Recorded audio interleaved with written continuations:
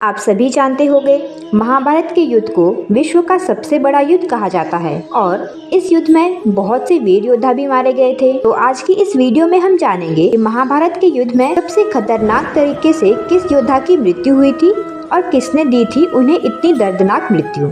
अगर आप भी जानना चाहते हैं तो आज की इस वीडियो में एंड तक जरूर बने रहें। दोस्तों, सबसे पहले आती है द्रौपदी।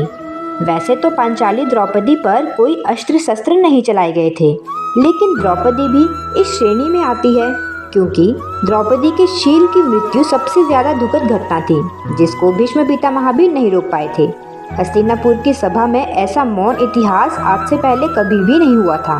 तभी शरैया पर लेटे भीष्म से द्रौपदी ने सवाल पूछते हुए कहा कि अबला के चीरहरण का दृश्य आप किस तरह देख सकते हैं। तब भीष्म बोले कि मैं अत्याचार होते हुए देख रहा था, लेकिन उसको रोक नहीं सका। मैं चाहता था कि ऐसा ना हो, लेकिन मना करने का साहस मुझ में नहीं रह गया था।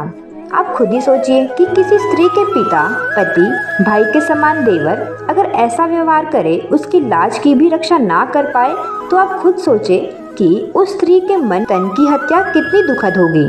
और दूसरे नंबर पर आते हैं गुरु द्रोणाचार्य।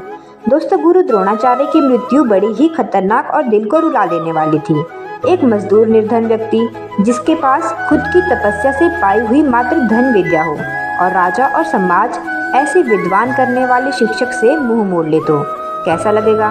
भाई समान प्रिय मित्र द्वारा राजसभा में निर्धनता की वजह से सबके सामने अपमान होना, केवल एक वचन के कारण प्रतिभाशाली छात्र के साथ ना चाहते हुए भी अन्याय करना, पुत्र समान शिष्य की पत्नी का राजसभा में अपमान होता देखकर और कुछ ना कर पाने की असमर्थता, और तो और सबसे बड़ा सच ये जानते हुए कि धृतयुम्न जो उनके सबसे बड़े शत्रु द्रुपद का पुत्र जो उनका वध करेगा, फिर भी उसे शिक्षा देना।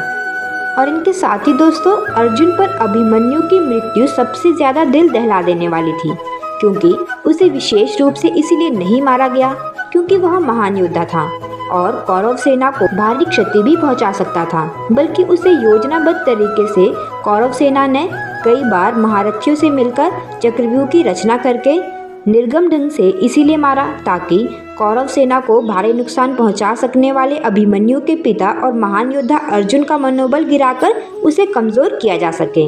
और सबसे दर्द भरी मृत्यु थी भीष्म पितामह की।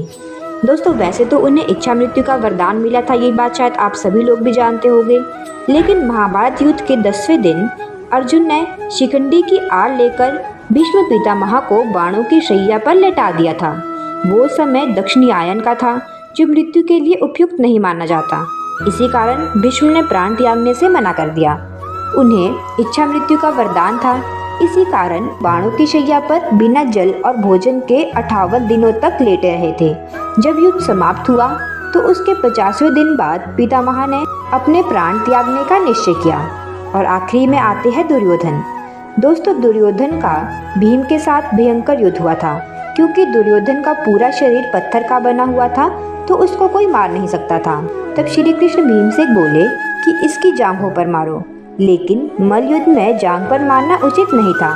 फिर भी भीम ने दुर्योधन को जांघ पर मारकर उसकी जांघ तोड़ दी।